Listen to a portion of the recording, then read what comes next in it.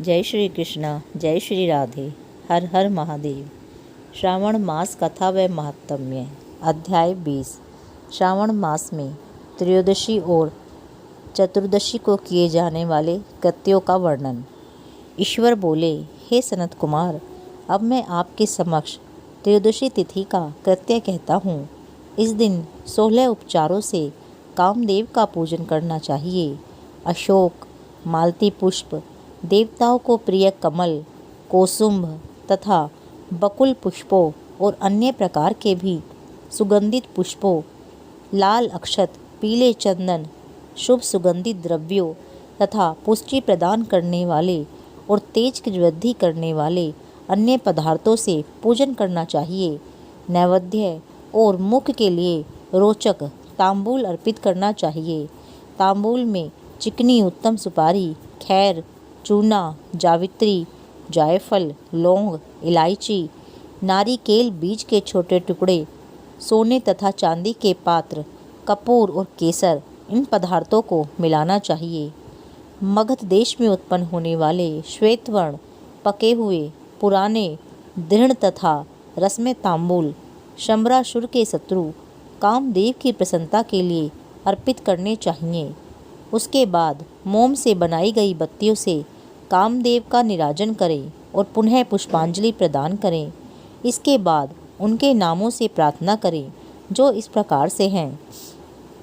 समस्त उपमानों में सुंदर तथा भगवान के पुत्र प्रद्युम्न, मीनकेतन, कंदर्प, अनंग, मनमत, मार, कामात्म संभूत, झषकेतु और मनोभव, कस्तूरी से सुशोभित, जिनका वक्ष स्थल आलिंगन के चिन्हों से अलंकृत है।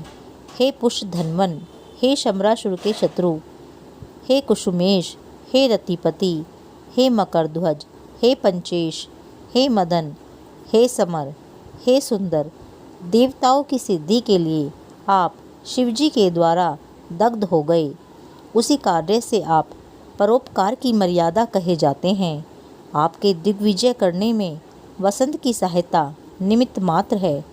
इंद्र दिन रात आपका मनोरंजन करने में लगे रहते हैं, क्योंकि अपने पद से च्युत होने की शंका में वे तपस्वियों से भयभीत रहते हैं। आपके अतिरिक्त दृढ़ मन वाला कौन है, जो शिवजी से भी विरोध कर सकता है? पर ब्रह्मानंद के समान आनंद देने वाला आपके अतिरिक्त दूसरा कौन है? तथा महामोह की सेनाओं में आपके समान तेजस्वी कौन है? अनिरुद्ध के स्वामी और मलयगिरी पर उत्पन्न चंदन तथा अगरु से सुवासित विग्रह वाले जो देवेश कृष्ण पुत्र हैं, वह आप ही हैं।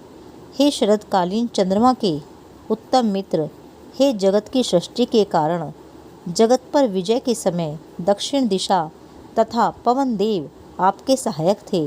हे नाथ, आपका अस्त्र महान, निष्फल न होने वाला, अत्यंत दूर तक जाने वाला, मर्म स्थल का छेदन करने वाला, करुणा शून्य तथा प्रतिकार रहित है। सुना गया है कि वह अत्यंत कोमल होते हुए भी महान क्षोभ करने वाला और अपने तुल्य पदार्थ को भी दर्शन मात्र से ही क्षुभित करने वाला है। जगत पर विजय करने में सहायक होने की प्रवृत्ति से ही आप मुख्य रूप से अलंकृत हैं। हे विभो, आपने सभी श्रेष्ठ देवताओं को उपहास के योग्य बना दिया, क्योंकि ब्रह्मा जी अपनी पुत्री में कामासक्त हो गए और विष्णु जी वृंदा में अनुरक्त कहे गए हैं और शिव जी पर स्त्री के कारण अस्पृश्य हो गए हैं। हे मानद, यह वर्णन मैंने मुख्य रूप से किया है, अधिक कहने से क्या लाभ। इस लोक में अपने वश में रहने वाले ब्राह्मण बिरले ही हैं। अतः हे भगवान, इसकी पूजा से आप प्रसन्न हो। श्रावण मास में शुक्ल पक्ष की त्रयोदशी तिथि के दिन पूजा करके कामदेव प्रवृत्ति मार्ग के विषयासक्त व्यक्ति को अत्यधिक पराक्रम तथा शक्ति करते हैं और निवृत्ति मार्ग में संलग्न व्यक्ति से अपने विकार को हर लेते हैं। श्रावण मास में शुक्ल पक्ष की त्रयोदशी तिथि में अपनी पूजा के द्वारा संतुष्ट होकर ये कामदेव सकाम पुरुष को अनेक प्रकार के अलंकारों से भूषित तथा मनोरम स्त्रियां प्रदान करते हैं और दीर्घजीवी गुणों से संपन्न सुख देने वाले तथा श्रेष्ठ परंपरा वाले अनेक पुत्र देते हैं। हे मानद, त्रयोदशी तिथि का जो शुभ कृत्य है उसे मैंने कह दिया। अब चतुर्दशी तिथि में जो करना चाहिए उसे सुनिए। अष्टमी का देवी का पवित्रारोपण करने को मैंने आपसे कहा है। वह यदि उस दिन ना किया जाए तो चतुर्दशी के दिन पवित्रक धारण कराएं। चतुर्दशी तिथि को त्रिनेत्र शिव को पवित्रक अर्पण करना चाहिए। इसमें पवित्रक धारण कराने की विधि देवी तथा विष्णु जी की पवित्रक विधि के समान ही है। केवल प्रार्थना तथा नाम आदि में अंतर कर लेना चाहिए। शैव, आगम तथा जाबाल आदि ग्रंथों में इसकी जो विधि है उसी को मैंने कहा है।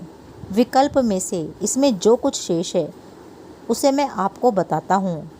11 अथवा 48 अथवा 50 तारों का समान ग्रंथि तथा समान अंतराल वाला पवित्रक बनाना चाहिए।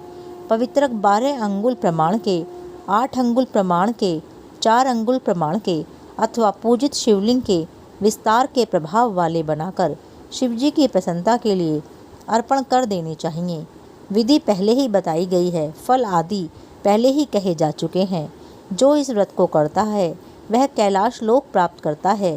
हे पुत्र, मैंने यह सब आपसे कह दिया। अब आप और क्या सुनना चाहते हैं? अध्याय 20 समाप्त। जय श्री कृष्णा, जय श्री राधे। हर हर महादेव।